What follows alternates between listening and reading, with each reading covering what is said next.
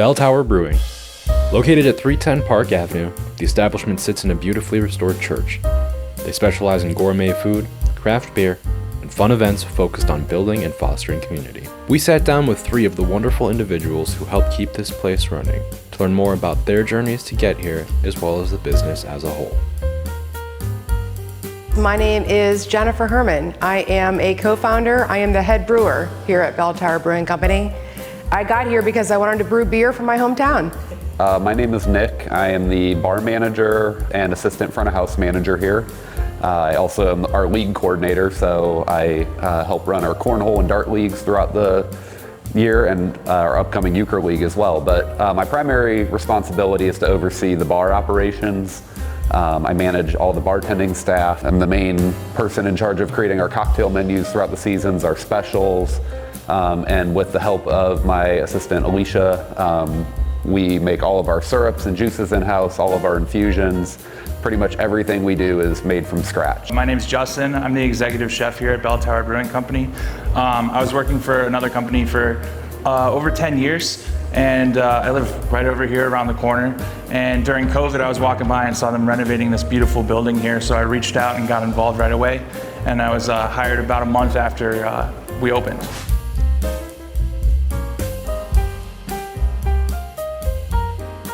Our chicken sandwich is definitely the most popular. It's lasted the longest. We've been selling it since we've been open, but it has some local sunflower shoots on it, a ranch, bacon, and then this panko breaded chicken. We make all our own bread in-house too. We have a full bakery team, so it's on our house brioche bun. But it was recently overtaken by the steak French dip sandwich, which has like a horseradish mayo on it, shaved ribeye, provolone, and arugula, and caramelized onions and shallots, and it's really, really good. And it comes with a beer au jus dipping sauce, and that's by far our best seller right now. Apple cider spritz is awesome, very light and refreshing drink that uses Beckwith's apple cider that we spice ourselves here. We have it available hot and cold, but we use it as an ingredient in several of our drinks as well. Another super popular cocktail is the pumpkin roll old fashioned. It's a more spirit-forward cocktail, but has a little bit of pumpkin spice syrup in it to sweeten it and give it some intrigue, topped with a cream cheese whipped cream on top as well. And I would say the other one up there we've already talked about, the s'more season. It's a chocolate martini that has a little bit of graham cracker infused vodka and toasted marshmallow syrup just to give it a little bit more dimension. It goes down quick. It's a nice desserty drink for sure. The crowd pleasers, Amazing Grace, is our American light lager. It's named Amazing Grace. Amazing is spelled as in maize, which means corn. So you can imagine how many times Amazing Grace was sung here. But it's also, an American light lager is brewed with flaked maize. It's brewed with corn. So the name ties in on multiple fronts. Because we are, I think that we are not really a craft beer we're not really a craft beer scene as much as a destination. So people hear about the food, people hear about the beer. Maybe they've got some kids at Kent State, maybe they're down on the trails, but mostly they are coming here from somewhere. We do have a mug club, we do have our regulars and our locals, but I think that you'll find on Friday and Saturday night that most of our guests have heard about us and they are destined to be here. So we are a destination brewery. And if we're not, because I've said that now on camera, we will be.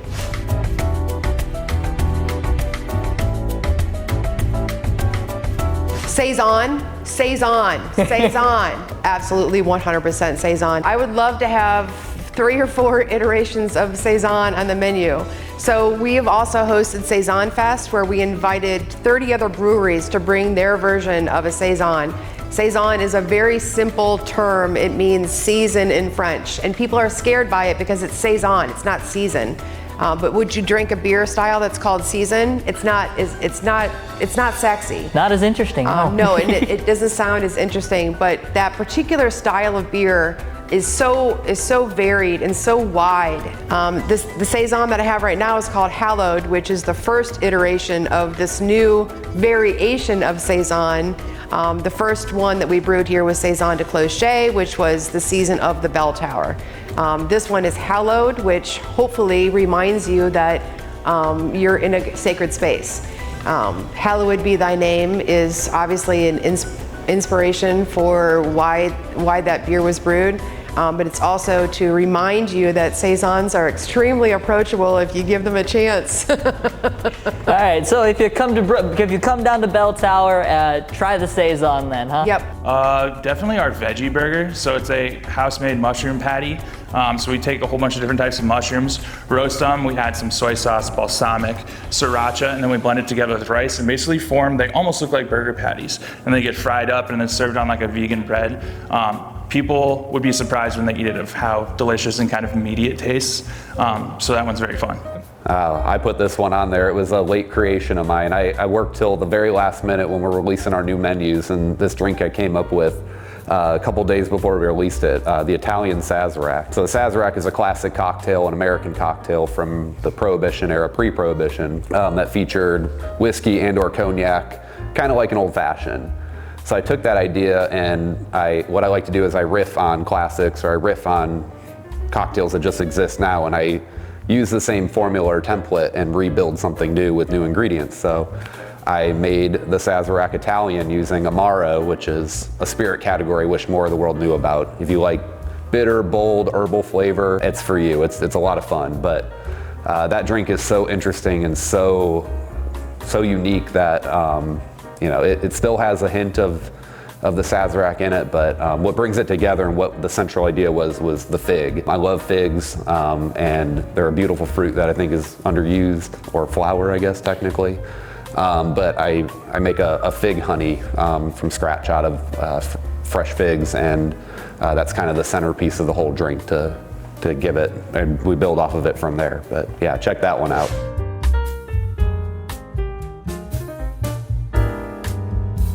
Oh geez. Well, I'm a little sad that we're getting out of summer season. My favorite cocktail, maybe of all time, is a caipirinha. It features Brazilian rum that has really nice banana, grassy, vegetal notes, but it's really clean and crisp and funky with some limes and cane sugar. It's basically a Brazilian daiquiri, but nothing better in the summer. I'm gonna miss that, and I know all the fans of Bell Tower cocktails are missing the blackberry mojito right now and the watermelon mule, but they'll be back eventually when the season comes back again next year. So one of our most popular dishes during the fall and the winter is the chicken paprikash. So people are always asking and waiting for that to come back. So that's back on the menu tomorrow for those looking for it. And then a lot of people ask for this really delicious winter salad that we sell. Once we transition over to winter, it has roasted beets on it and goat cheese. And so people are really looking forward to that again. Like we have people asking about it during the middle of summer and things like that. So a lot of my beers are seasonal. So right now we have Star of the West, which was named after the old mill downtown, which Kent was founded on. And I have Masonic, which is also named after the Masonic Temple. Those are both Oktoberfest style beers, so they're only served in autumn season. I will miss them when they're gone, but I'm also happy to bring back Doppelbock, which is Herminator. But I also miss the one that I probably will never brew again because it's been replaced with Daffodil Hill Maibach, which was named after Daffodil Hill on Kent State for May 4th, but Blutebach. Which is the same style as the Daffodil Hill Maibach, but Blutebach is so fun to say. I mean, say it with me, Blutebach. It's so great. It means blossom. So blossom for springtime is absolutely delightful. There are so many wonderful things about other languages that the English interpretation doesn't quite, it doesn't have that emphasis. And so in the beginning, I was super drawn to French words because I love saison. Saison is only meaning season in French. There are so many beautiful German words that it just doesn't translate as wonderfully into English.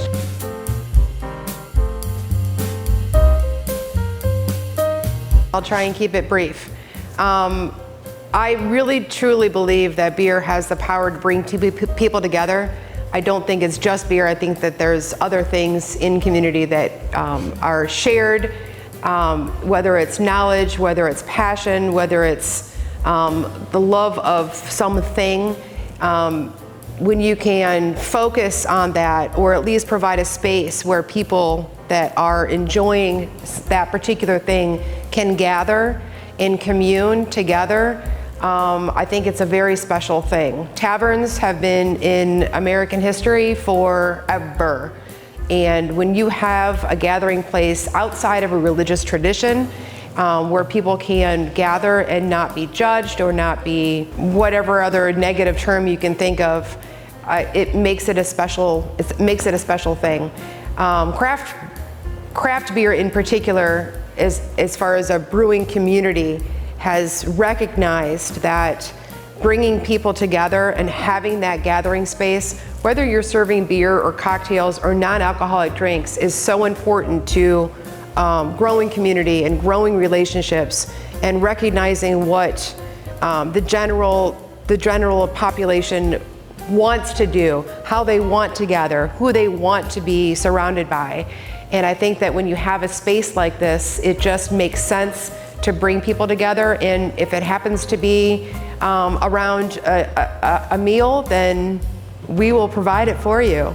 But since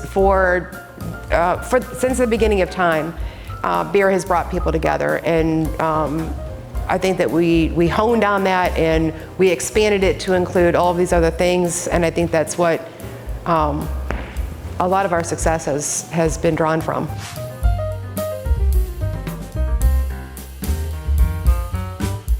Yeah, it's definitely a lot of fun. I like to start from the base of an ingredient or a feeling or an idea, a theme. So as you mentioned, the s'more season. I think fall is absolutely s'more season. Like, what better than a s'more by the campfire, but in liquid form? I like to take a lot of ideas, especially desserts, or even I've done things like I've made a cocktail out of guacamole. To get real crazy with it, like anything's open for me. I'm willing to push the boundaries to try new things, but when it comes to the seasons and our seasonal menus, you have to have a healthy mix. You have to have the things that are really popular with people and that people understand, but for people like me that are more adventurous and have a very open palate and want to try some crazy things, I have options for them as well. And I like to introduce people to a lot of different spirits and ingredients that they've never heard of or never experienced before. Everybody knows vodka and tequila, and they know a little bit about whiskey and bourbon, but there's so many other spirits that exist out there. I want everyone to know about all of them and open their minds a little bit to what is possible.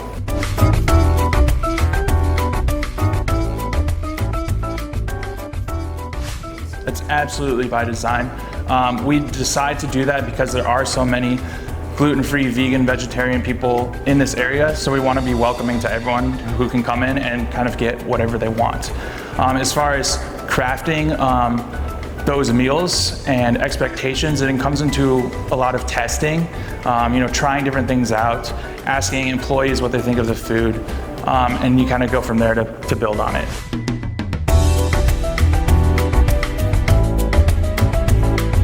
As Nick was saying, sometimes naming a beer is one of the most difficult parts, or naming a cocktail is one of the most difficult parts.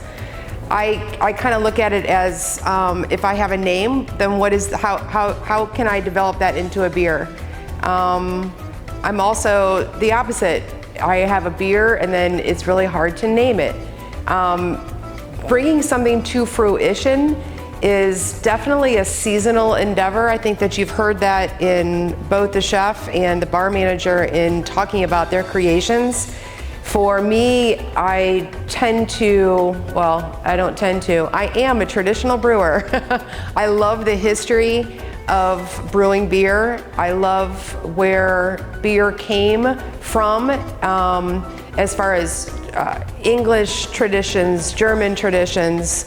Here we are in America 250 years later.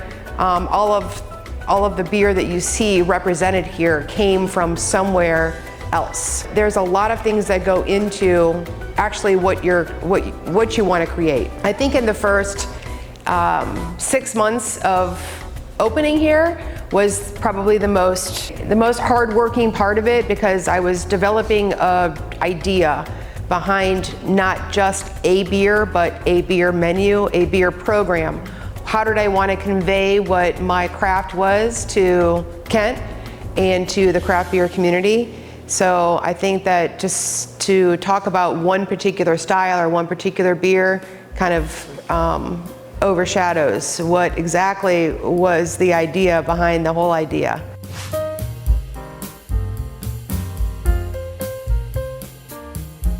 I wouldn't say it's specific to one region. It definitely comes down to, me personally, it's through my travels throughout the United States and different countries and things like that.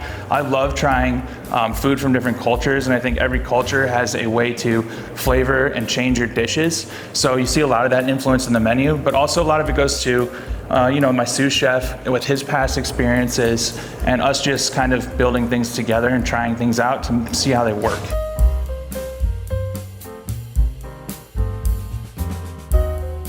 It can. That's one of the main purposes of the specials menu, of the special cocktails, is to test out some things that we've been thinking about to see how they do. And we've had quite a few special cocktails make it to the full menu. The best seller of all time is going to be the espresso martini. It's always on the menu and everyone knows it. It's the #1 cocktail in the world probably right now. And I like our interpretation of it. It's very popular here. But yeah, it definitely informs what's trendy and what's popular will inform the cocktail menu for sure. But more importantly, I like to highlight the seasons and what is available right now, especially locally. I like to support the Kent Co-op and get a lot of produce and spices and herbs from them. But just to try to highlight what feels good right now in the moment.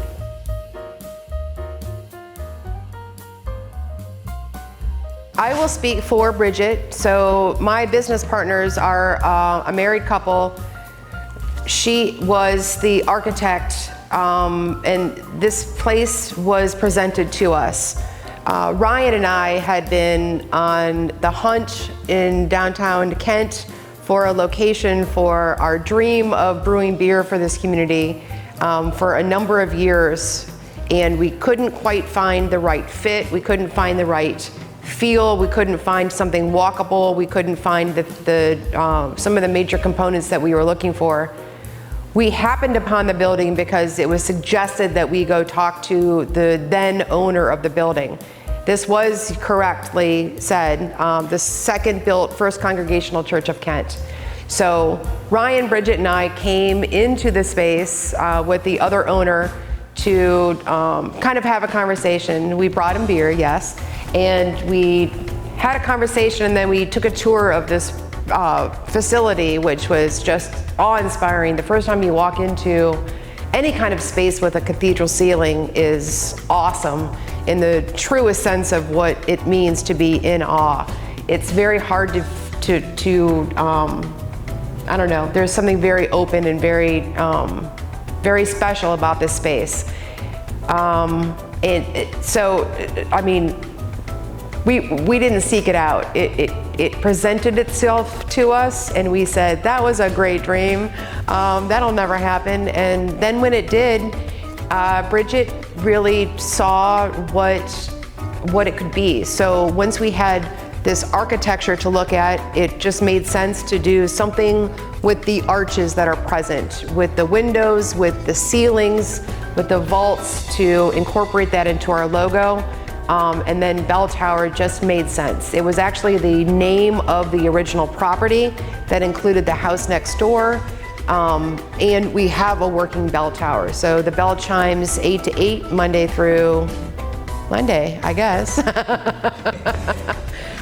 So it really just kind of presented itself to us. I think we were in the right place at the right time, and we really worked hard to make everything work. It didn't seem like we could work a restaurant into this place.